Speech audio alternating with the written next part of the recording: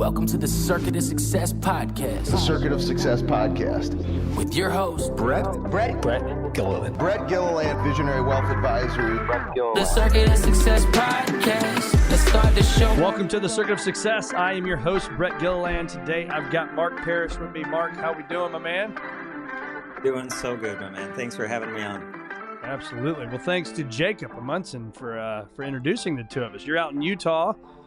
Jacob's my guy, man. He helps with a lot of stuff for me, for a lot of marketing, and his firm has done a great job for us over the years. So he said, man, you two got to meet, and that's why we're here to talk today. Yeah, Jacob's a stud. He's a guy with a lot of tricks in his bag, and the more I get to know him, the more I get to see all those tricks. But that's right. What a stud. Yeah. This is how things work. You have great people that introduce great people to great people, and then things just keep going along. The right exactly people are right. That's right. Yeah. So I'm going to give you a little bio so everybody listening knows exactly who Mark Parrish is, and then we'll lead off with our normal question. But Mark is a highly successful McDonald's franchise owner, overseeing more than 18 locations and generating over $75 million in annual revenue. Career spanning more than 25 years in the quick service restaurant industry, Mark is recognized for his operational excellence and ability to scale businesses effectively, which we'll talk about. That's exciting. In addition to managing and a thriving business, Mark is a licensed pilot who embraces his passion for aviation alongside his entrepreneurial ventures. He's a dedicated family man, sharing a beautiful life with his wife and 5 children. I thought I had a lot. I got 4. 2 boys and 3 girls. He's a master at making a family a priority, demonstrating that success at home is just as important as success in the business world. So my question for you, Mark, is the same thing I ask everybody. What has helped make you the man you are today to wake up and do all this awesome stuff that you're doing? Yeah, no, it's really cool because I look at myself and I say, man, am I really doing awesome stuff? No, I'm just trying to be the guy that I'm supposed to be, right? I believe that I came with some innate talents, and I have those things, and I need to use them. I look at the world as people who are underachievers, achievers, and overachievers. And I don't consider myself an overachiever at all, because it's really about having the talent and the skills that you've been given, and what are you able to accomplish with those talents and skills. Yep. So Michael Jordan was the GOAT of basketball, right? I mean, I know that's a debate. No, it's not. It's not debatable. All right. But Jordan was a freaking beast, but a lot of it was because he just had some innate talents and abilities. But then he took his discipline, his drive, and really the way he looked at emotions, because he used those emotions to create the extra drive to push himself harder than other people would. But that's how you become an overachiever. For me, if I only use the talents and abilities that I've been given, but I don't put in that extra discipline and work, then I'm really just an achiever. Some people can be extremely great at something, and they're still an underachiever because they're not reaching their full capacity. So, I'm working on it. Most of the time it's, I'm working on who am I trying to be and how am I going to make money? And I see those things as 2 different concepts. And so when you think about who do I want to be, it's like, well, what kind of a person do I want to be? What do I want my legacy to look like? How do I want my kids to remember me? How do I want friends and associates to remember me? How do I want them to view me today? And then how do I want to make my money? And those things need to align. And then the goal is to just always be having fun, Brad. If you're not having fun, then it's like, and that's the thing, what I'm doing right now. This is my 2nd podcast. And I did one, I've turned several down over the years. And they're like, hey, and then there was a real close friend of mine. He's like, hey, I'm doing one. Will you please come on? And at the moment, I'm like, sure. And so now here I am doing it more. And it's just because, why not, man? It's fun. Just keep having fun and trying to do new things in life. Well, you're already, I can tell you're going to be a great interview. And I've done 409 podcast interviews of just my own podcast. And so you've got the energy, man. You can already see why you're successful. So I want our listeners to understand, too, kind of how your start with McDonald's happened. Share that story if you can. I will. So I started when I was 12 years old, and you say, all right, how do you start a job when you're 12 years old, especially something like McDonald's? Well, my dad was, he was the original, he's the OG when it comes to McDonald's in the family. He started when he was 16. And his intentions at the time was he just moved from Georgia to Utah, and this was a job he could get and start working. He and all of us get a lot of our fundamental principles and things. Those come from my dad. My dad was like the guy who broke the cycle for our family. And he broke it in two ways, but I'll get back to it. He broke it religiously and financially for our family. Because most of the time, you're a repeat or a mirror image of who your parents were and who your other families are. My dad was not that guy. He was the guy that broke the cycles, and in those two categories that are extremely important. So he starts when he was 16. He works his way up through the ranks, every position. And then one of the owner operators he worked for, franchisees, he said, hey, if I come and do X for you, will you help me become an owner? And the guy said, yes. You put in this much time. He asked for 10 years. And he said, if you deliver these results during that 10-year time frame, I'm going to help you. And it was almost to the day that 10 years later, my dad became, and he had to get approved through McDonald's Corporation. So it's not like this one owner operator had the power to do it. But after 10 years, he's able to become an owner operator. So myself, I watched my dad, and he had low volume restaurants. So like really small towns, far away from each other. I watched him struggle to make money, struggle to pay the bills, and commit a lot of time and energy towards it. So I wasn't going to do it. I served a Christian mission in Brazil for 2 years when I was 20. I joined the Army, spent a year and a half in Iraq. And so every time I left, Thank you. Oh, you're welcome, my man. Pleasure was mine, to be honest. Every time I did that, I came back and thought, I'm not going to do McDonald's, but I need to find my next thing that I'm going to be working on. But a position opened up at McDonald's because I started when I was 12. I worked up through all the positions. And every time I left, I'm like, man, this is hard. And I saw the effort my dad kept putting into it and the little return that he was getting. So I said, I'm not going to do it. But every time I came back, and so when I came back and joined full-time with him, I was studying to be an attorney who was going to practice business law. And anyway, it's like, every time my dad said, hey, I've got this position for you, and it was usually level 2 where I had ended before or the next level up. And I'm like, I guess I'll give it a go while I'm figuring out my personal next step. And then there was just this point where my dad's like, man, I got 5 restaurants, and I lost my number 2 person, the area supervisor, district manager that watched over everything. And he said, I need you to step in that spot. And that's when I committed, and I said, I'm all in. And crazy, difficult. Working for your dad is not, my dad's one of those guys that expects 5 times more out of you because you're his kid than he does out of anybody else. I'm sure you told me about taking your kids to parent-teacher conference and letting them present, their information. So I know you know that feeling where you're expecting way more out of your kids. And so I'll tell you, for the first couple of years, it was so difficult. I wanted to quit every day. He wanted to fire me every day. My wife's like, we got to find something else. This is not working. And I got demoted. I had my pay. So I was on salary. I had my pay lowered a couple times. So you talk about creating conflict on the professional side of life, but then the personal side and those two things being intertwined and trying to separate the two. Oh, it was a nightmare. It was. Is he still involved today in the business? He is. He's a very low level. So he's 70 years old. He loves the brand. And so today I use him more as a consultant or an advisor. Yeah. And it's because he has all that wisdom. He has so much wisdom where I go to him with the important issues, with the people issues, and I walk him through the scenario.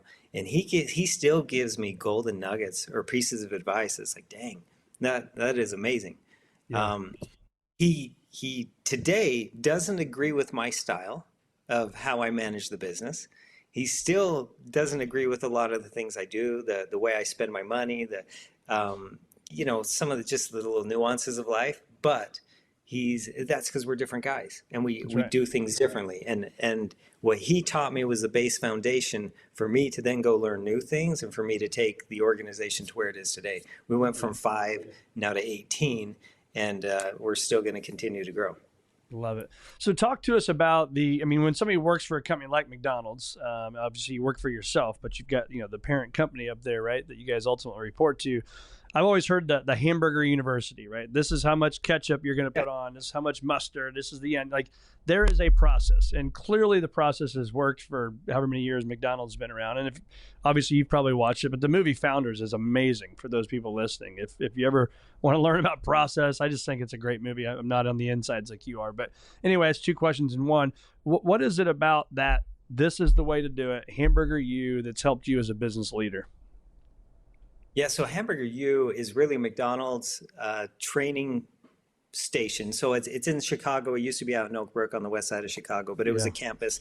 And it's really business leadership principles that they teach you as you're learning about hamburgers, fries, and shakes. So Hamburger University is really taking college courses about business management, about people management, and then you learn the nuts and bolts inside of the restaurant, basically. The coolest thing about McDonald's and what makes McDonald's great for a franchisee is the will is already created. All you have to do is focus on the processes that are already supposed to be in place. Yeah. Do I have the entrepreneurship spirit and I get to do my own thing? Yes. But I have a framework. And inside of that framework, as long as I follow the steps that McDonald's has prepared, it's almost impossible to fail. But yet I also have the flexibility and freedom to do things differently, to learn my own lessons, and to grow. So a franchisee is, franchises, generally speaking, are much more successful than people who are trying to go do something independently. Right. Not just because of the name recognition and having iconic brands like the Big Mac, the Chicken McNugget. Those things obviously help, which brings customers to your doors. But then they are able to help you through the operation sides. Like they give me things like a P&L norm report. So they can say, all right, here's your P&Ls, here's how you are profitably, and here's how you compare to other McDonald's franchisees. They tell you how well you're doing with labor and staffing your restaurants compared to others. They help you with tools like these are how many people you should have on your inside of your restaurant at certain times, and these are the positions they should be at. And then they'll provide training tools as well for you to help show them the best way to cook fries and to salt fries. And so that's why it's so great to be a part of the franchise, and especially McDonald's, because McDonald's really is number one. They are Americana. Yeah. When you think about McDonald's, the Golden Arches being one of the most recognized symbols in the world, and the brand, there is a reason they are who they are, and it's just a great brand to be a part of. It's awesome. What are the habits that you have right now that you probably take them for granted, but that you know that if somebody just did this thing day in and day out to be successful at whatever level they need to be successful at in their lives, what's that habit for you that drives you every single day that you just don't miss? Yeah. There's so many of those things. The most important one is just going to be sharpen the saw, which you hear from, the 7 habits of highly effective people. Yeah. And if people don't think of sharpen the saw is really about working on yourself. So I think of it as I try to break down my business or myself into 90-day runs. It's like if I work really hard on these things, and usually it's 3 things that I'm trying to achieve over the next 90 days, it's going to change my future. It's going to change the rest of the year, the rest of 2 years, 5 years. And so I try to break things down on a 90-day run, but it's all about sharpening the saw. Because when you're sharpening the saw or reading books, like I read minimum 1 to 2 books, a minimum of 1 a month, minimum. And then I also pay for consulting and advising beyond just having my dad who's in my back pocket all the time. And those types of things, because those are really what are going to challenge you and push you to go to the next level. And think about things differently. There's that, and then I would say you need exercise every day. And I don't know why that one is so important, but it clears your mind. The really interesting thing is recently I put a dry erase marker in the shower. Because I go and I exercise, and then the next thing, I'm not trying to get TMI on here or anything right now, but then I'm in the shower, and that's when my mind, because I'm usually listening to a podcast, watching a podcast while I'm exercising. So then I'm in the shower, and my brain and my body are just allowed to relax, and I just get flooded with ideas of things that could improve on or tweak something or something I'd like to work on in the future. And so now I have a dry erase because I can sometimes have 10 to 15 ideas in a 10-minute shower. So I just hurry and write them down on the glass shower door. So it's like, I don't want to forget them all, but I have them for later. And then later on I can evaluate and see if they're a good idea and want to push forward. But those things right there are what are going to continue to push you and drive you, and then help have that emotion so that you can be disciplined to keep going every day. Yeah. I hope that, yeah. No, it is. It's so like, I think as entrepreneurs, business owners, leaders, a lot of us, right? The brain doesn't turn off. And what I have found is, for me, it's sitting down with my journal, and once a week, strategic think time, hour and a half, is taking those ideas from those shower door, right? And now testing them and applying them and saying, okay, is this going to work? Right? Because I've hundreds of ideas, but you're not going to act on every single one of them, right? And the ones that you do, though, are the ones that are battle tested. And so for me, it's a new business like Beyond that's opening. It's the stuff that we got to do as a firm to serve our clients and serve our advisors. And but you got to have that time to think and strategize. So do you spend time like that with just you and like an ink pen and a piece of paper? I do. So, and I do a kind of a weekly planning session. And that's one of the things I'm implementing with my team next week during our 2025 planning session is I'm going to have them now do it. So this is from restaurant manager and above. They're gonna now be required to give me their weekly planning tool that they've filled out and said, really, it's what am I going to try to accomplish this week, or what results am I going to push for, and then it's who am I going to train to make that restaurant better. And so who am I going to use to help get better, and what am I going to show them so that they're better? And then the third one is what am I going to hold people accountable for? So really those three things in the weekly planning tool. But that's I had to What was master. the third one? So who am I going to hold accountable, and to what results am I going to hold people accountable for? Because I had to master it myself and say, how do I plan out my week so that I'm most efficient and effective with my time? Because I keep trying to grow the business. And when I say grow the business, the only thing I can do, because of the way the McDonald's framework works, is I can grow McDonald's. I can't do anything else that's active outside of the McDonald's framework. I committed to them to give my full-time and best efforts. And something like this, I see as I'm being a brand ambassador right now for McDonald's, so it's within my framework. So I look at that and just try to keep going, because that's all I can do is work on. And so I'm at 18 restaurants. I plan on being at 30 in about 2.5 years from now. So I used to be able to go visit each one of my restaurants twice a week. And then there was a point where it's now like twice a month. And so I have to find ways to be able to lead without being so hands-on, without managing that myself. And so it's the challenge to keep getting back. No, it's fun. This is my shameless plug here. This is my way to do it. Achieving a Future Greater Than Your Past on Amazon. It's 24 years of my life put together in one 90-day journal. So you'll use 4 of them a year. And but it's so true, man. You got to have that goal.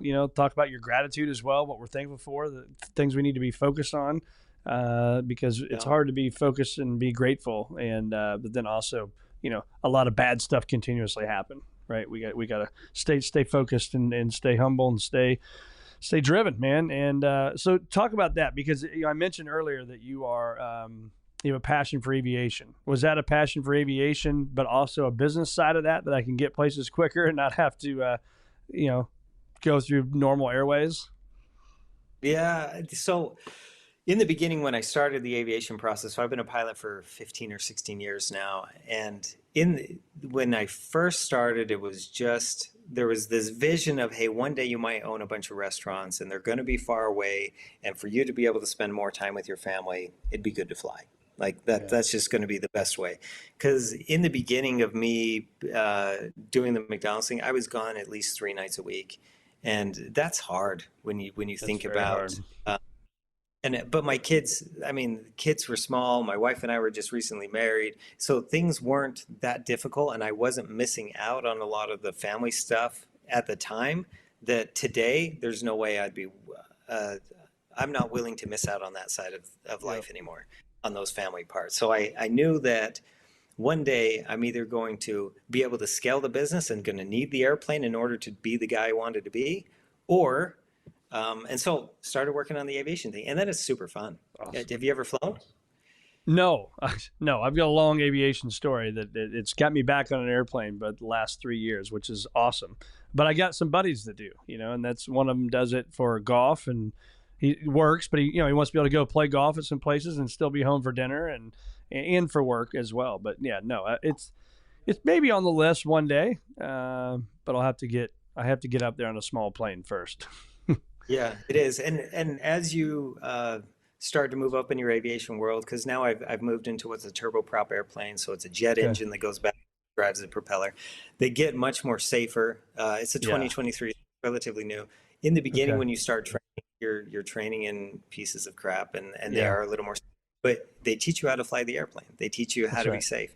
And so anyway, when you want to dive into that deeper, let's do it. But right. So how many people get on your airplane? I can fit 6 on my airplane, but I'm taking people all the time, and anybody I take, I throw them in the right seat, and I let them fly the plane for a little bit, because it's a really cool experience. It's something that's fun to do. That is very cool. That is very cool. How do you, obviously you got to make a lot of tough decisions and have tough conversations with people. How do you make the tough decisions? Like, what's your process for doing that?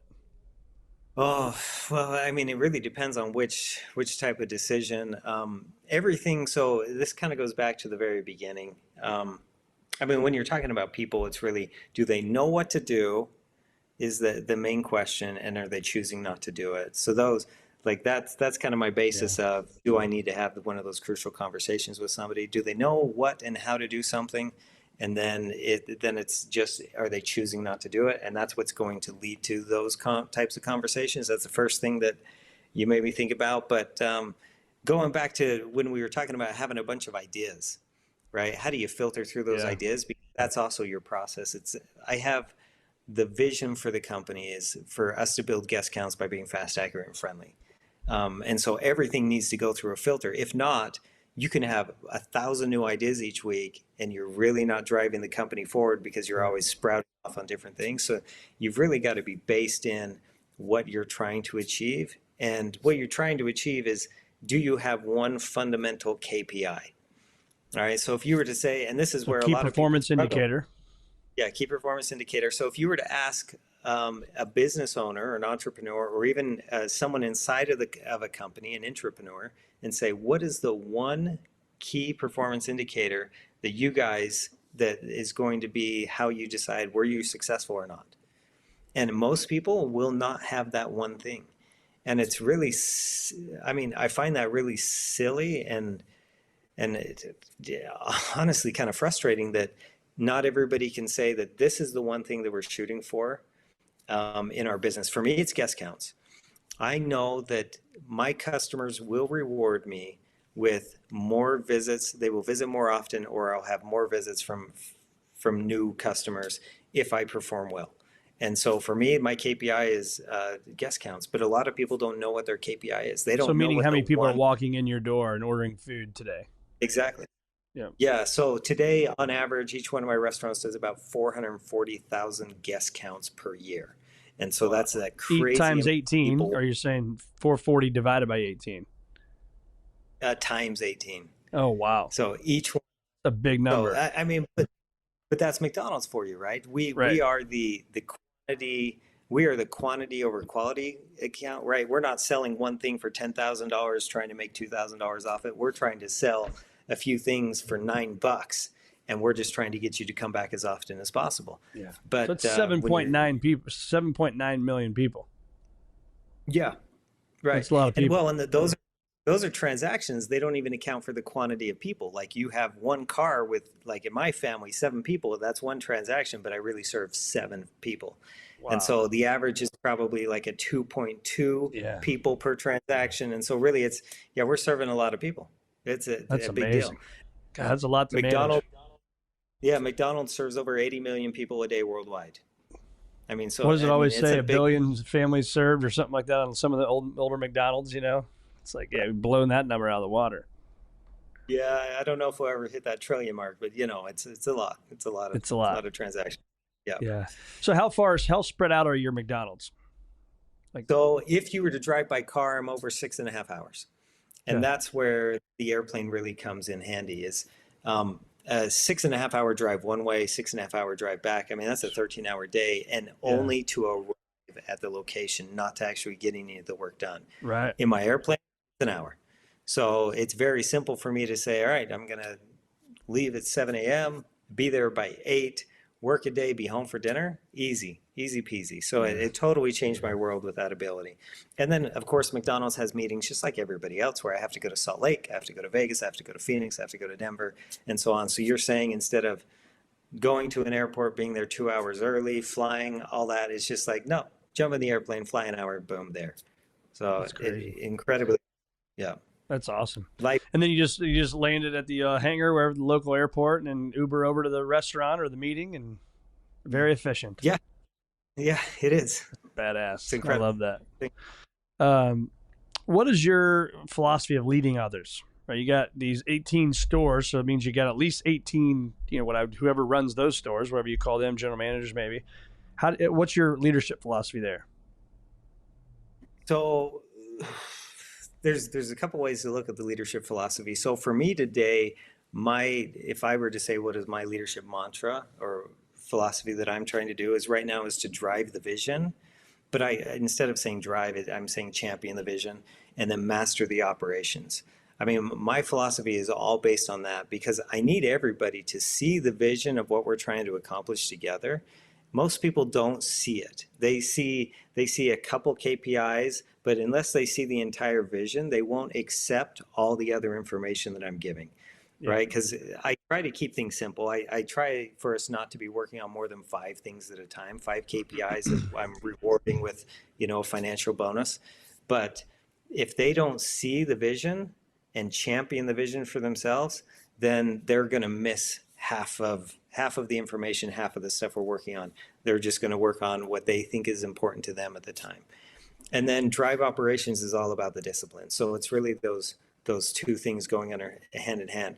What do I want this business to be? And they need to see the vision, which means I have to sell it at every single opportunity.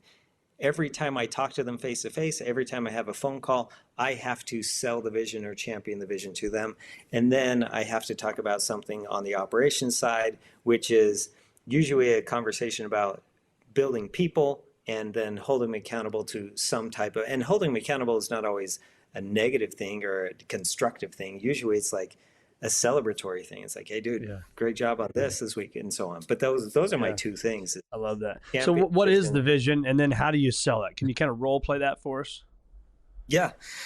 So for me, maybe I'll just send you the logo. So I've got McDonald's is very all right. So you talked about the movie The Founder, right? The Founder talks a little bit about what's called a 3-legged stool in the McDonald's world. So you have the stool and you have the 3 legs that support it. You've got one leg that's just the franchisees, myself, the owner-operators. You have the other leg, which is McDonald's company or McDonald's corporation. And then you have the other leg of the suppliers.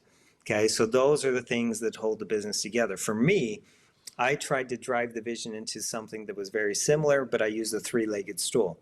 My 3 legs are the 3 things that, for me, the customers, these are non-negotiable with my customers.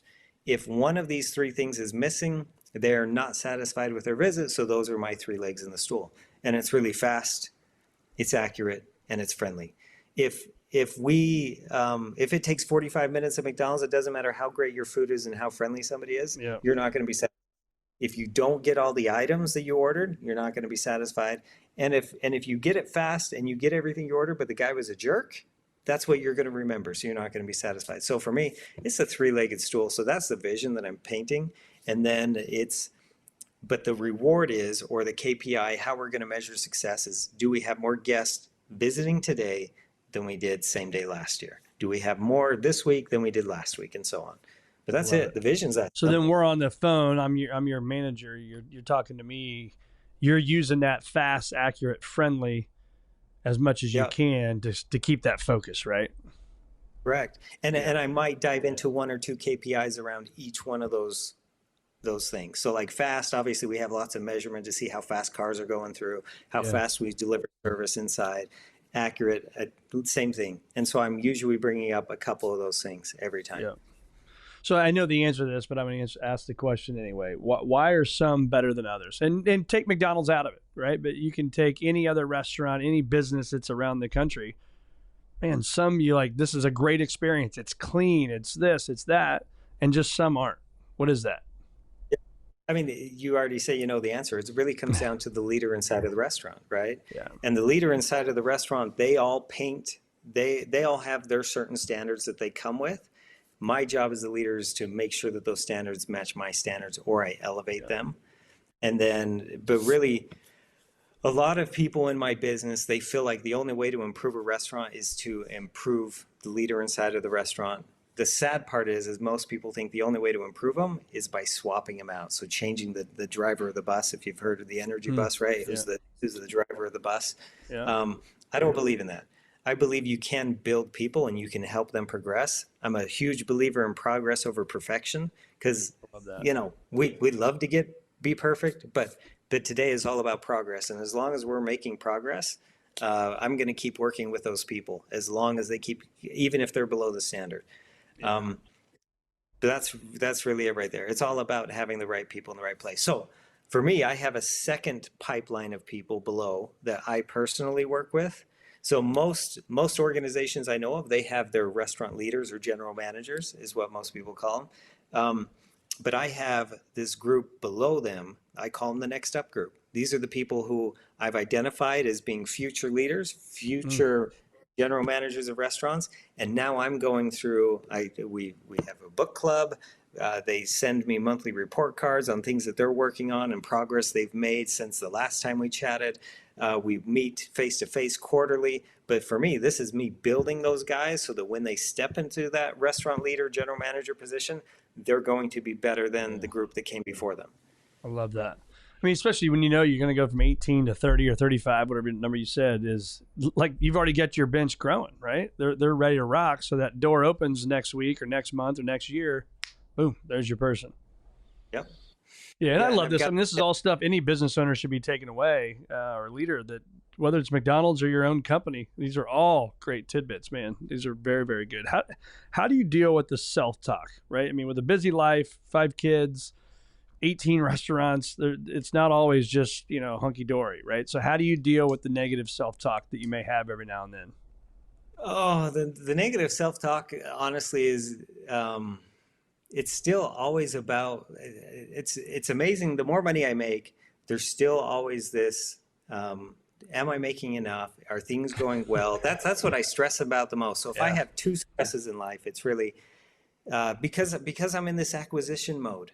If I were to just be happy and content and say, no, 18 McDonald's is enough, just run these ones well, pay down your debt, be happy, it would remove a lot of the stress from me. But because I'm still trying to acquire and grow, I'm always leveraging what I have, which means bringing on more debt, which means taking more risk. So that's the self-inflicted pain that I cause myself. And then there's things like on the airplane side, it's like, well, I get a very good tax deduction or tax deferment by having an airplane. And so it's like, and I can save a little more time. And so what airplane am I going to upgrade to in order to have a better tax deduction? And then there's just little fun parts of the game like that keep it going. But the thing that scares me are the things that are non-controllables. And when I say non-controllables, the things that keep me up at night is the government going to do something that's going to make it hard for me to continue to succeed? And there's things, is the government going to one day destroy the whole franchise industry? Because there's some things that they've talked about doing that could do that. If it's just raising taxes, things like that, we're going to find ways around it. But as long as they don't fundamentally change the rules, then we're going to be okay. But there's times that they've threatened. I mean, and you've seen some, I don't know if you saw what they did in California, but they changed the minimum wage just for the restaurant industry. They had over 100. When they change the rules of the game like that, those are things that can be scary. Yeah. Which sucks, because at the end of the day, it's not going to affect you as much as it's going to affect the next guy or gal, right? I mean, that's the tough part about it. But that's not what this podcast is about. So your inner drive, man. You've got the inner drive. I can feel the inner drive. You talk about your KPIs, your vision, how you lead others, your book club. I mean, you can find it, but where do you find that, and how do you foster that to keep it going? So a lot of people do this differently than I do. I don't know if you've heard of the book How to Choose an Enemy Wisely by Patrick Bet-David. No. Okay. I know Patrick All right. Bet-David, but I've not read the book. Yeah, grab the book. So the book is all about having the emotional drive. And this goes back to what I talked about a little earlier with Michael Jordan. So Michael Jordan would put stuff in his head to create the emotion to then create the drive. And so for him, it was like, Charles Barkley said this, and so I'm going to show Charles Barkley. And sometimes he would kind of exaggerate something someone said, or he would even just make it up. The book by Patrick Bet-David is really the first part. It's a great book about business planning. So if you doing anything around business planning, read the book. His book before Your Next 5 Moves, also really good about business planning. But he talks about choosing an enemy that's going to give you that jet fuel, that emotional drive to then help you be disciplined. Because every day it's about doing the right stuff on the daily basis to create success. If you focus on the process and you do the processes, you're going to get the results, right? If you go and lift weights every day, you're going to gain strength and eat properly, right? And so it's just about focusing on the process. But generally, we don't have enough emotional drive to do it. And that's where he walks you through on how to choose an enemy. How do you choose something that's going to give you the emotional drive to stay disciplined? And because that discipline is what's going to create the success. I mean, if you say, I'm going to read a book every day for 30 minutes, for the rest of your life, you will change who you are. You will do things differently than the way you're doing them, and it will give you success as long as you're, getting advice from successful people. That's right. So garbage in, garbage out, right? I mean, I talk about it all the time. My biggest thing is 10 pages a day. Yep. This morning, got up, did my exercise, read my 10 pages, and it's hard. If you read 20 to 25 books a year, it's hard to lose, I think. As long as, again, you're putting good stuff into your body. But what risk are you happy you took? When you look at all the decisions, all the risks you've taken, which one are you the most happy that you took? Yeah, that's a great question. Nobody's ever asked me that before. I'll start with, I don't have any regrets so far in life, in every way possible. So even things that I'd say that's a sin. I'm a godly man. I'm a Christian. And so even things, it's like, no, as long as I learn from it, I don't regret it. Even though it was a mistake and at the time it was stupid and might have caused some other problems. The biggest thing is all right, I'm just going to go back to, like when I joined the military, I was in it for 8 years. That all turned out well.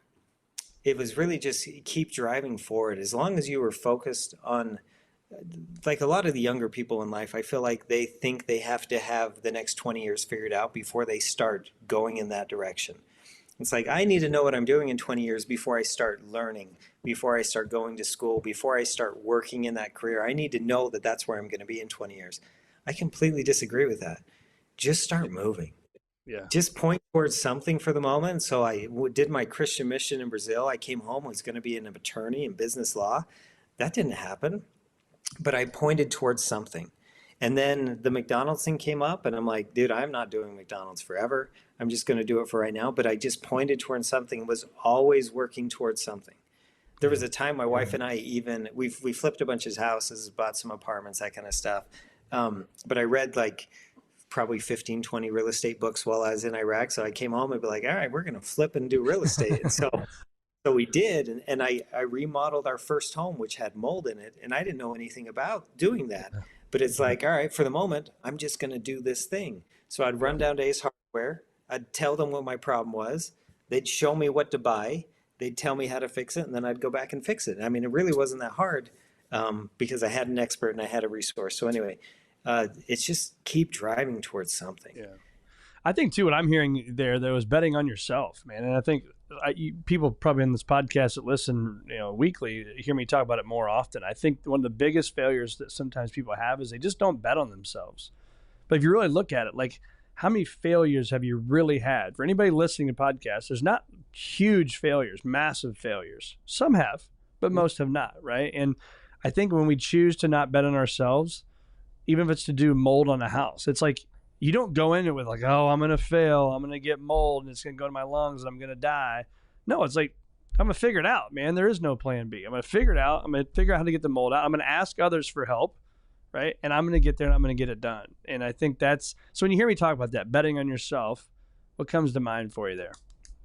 No, you said it perfectly. I know that as long as I stay committed and I keep driving forward, that eventually it's going to work out. And when I say that I don't have any regrets, it's not because I won every battle. I didn't win every day, win every week, or win every month, but ultimately I became who I am, and that's a win for me because I'm a much better person than I was. And as I interrupt real continue quick, to win, it made me think of something. There's the tennis player. I'm drawing a blank on his name right now. What's the best tennis player? Shows you how much tennis I play and watch.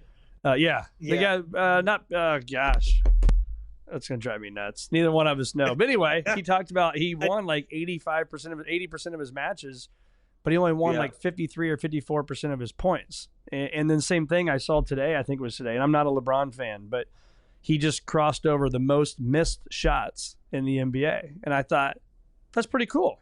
You know, like people can look at it negatively however they want, but it's like, you know what, you got to miss a lot of shots to make a lot of shots. And that's kind of like life, isn't it? He believed in himself that many times to say, I'm going to make the shot that he took it, even though he didn't make it. Exactly. Take the shots. But the way you just described it, that's going to stay with me forever, Brett, out of this conversation. So thank you for it. Believing in myself. I will tell you that came from my dad. My dad has always had the belief that as long as he put forth the effort, things were always going to work out. Yeah. He was not an analytical guy. He never, when he was going to buy his first McDonald's, he wasn't a guy that could look at a P&L and break it down and be like, yeah, this is going to make this as much money and this is how we're going to pay down. He didn't. He just said, we'll figure it out. We'll make it happen. Because 100%. He had that faith in believing that he could make it happen. No matter what the odds were stacked against him, he didn't break it down. He just said, no, let's go. And he did. Yeah. Like a stat. Yeah. Absolutely. And Roger Federer, by the way, is the tennis player. Oh, that's Roger Federer. Yeah. Roger Federer is sorry for those tennis players. He's a stud, man. So you spoke about reading earlier. So you're reading a book a month, and when do you find that time to do that with, again, 5 kids? Bunch of people you work with, want to be a good husband, all that stuff, because that's the thing I hear all the time. Well, I just don't have time to read, and it just drives me nuts. Yeah, you can always make time to read. And so when I say read, most of the time I'm listening, right? It's on Audible. Yeah. And then I take notes on my phone because I feel like if I can't reteach the book to someone else, then I didn't really read the book. I didn't really. And then I go back and I read through, but it is not the same time. I wish I was like you, because you said every day it's one of the first things you do in the morning. I'm not. Yeah. I have to find time to sprinkle it throughout the day. Yesterday, I actually, when did I read? I was walking around I was pulling weeds in the yard, and I had the book playing as I was doing it. So every day is just a little bit different. Yeah. But as long as it's on top of mind, it's like, and my rule for discipline is don't miss twice, right? If I miss one day of reading, one day of exercise, totally fine, but I can't miss a second day. And so as long as it's on my mind that this is something I need to accomplish today, then I'm going to find the time. Even if it's my son, who's just turned 17 yesterday, nice. His car is a learning library. So I pay my kids to read books, right? They have a reading list that they go through. I think there's like some 60 books on it right now from the time when they're 5 and able to read until, and I keep adding books, but his car during the school day has to be a reading library. That's one of the rules of having a car. So every time he's driving somewhere, he's getting 15 minutes a day of listening to one of the books that we chose for him together. Love that, man. Well, where do our listeners find more of Mark Parrish? Is there a place? Is there a landing page, Instagram, something like that? They can find more of you and follow you on your journey? Yeah. And so, I mean, I'm just starting on this thing, right? Yeah. So there's not a whole lot out there today, but I did just start a website called the Franchise Formula. And really the intent of this website is for people who already have kind of the model, kind of have a framework to work within. There's still a lot you have to figure out and a lot of things that you need to understand to be your best within those franchise frameworks. And that's where I'm going to put a bunch of stuff. I mean, in the future, I'm going to teach everything from hiring, promoting, looking at your compensation schedules, what your bonus should look like, to managing inventory. I mean, everything that you can think of is going to be on there here in the near future. But the franchiseformula.com is where you can find me. There's also this really great thing called Minnect, MINNECT, and it's where a minute to connect. So say somebody has an example, a small question they want to ask me, they can sign up on Minnect, pay the small fee. And really the purpose of the fee is not for me to make money. It's not, but it's to say, hey, I'm committed enough to understand and answer because it's that important to me that I want to work on it because I want to. But then ask a question. Let me give you a quick response. And then if you need some more information, more detail, I'd love to work with you and help you out because honestly, It brings me a lot of joy and happiness to be able to help people, save people a little bit of time, energy, and effort. Yeah, because some of these lessons you learn, man, they're tough and they're expensive. Yeah. And can take years to learn it. For sure. Shortcut the process.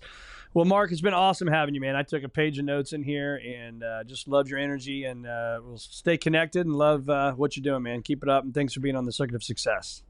You got it, my man. Thank you. Thanks for having me. Absolutely.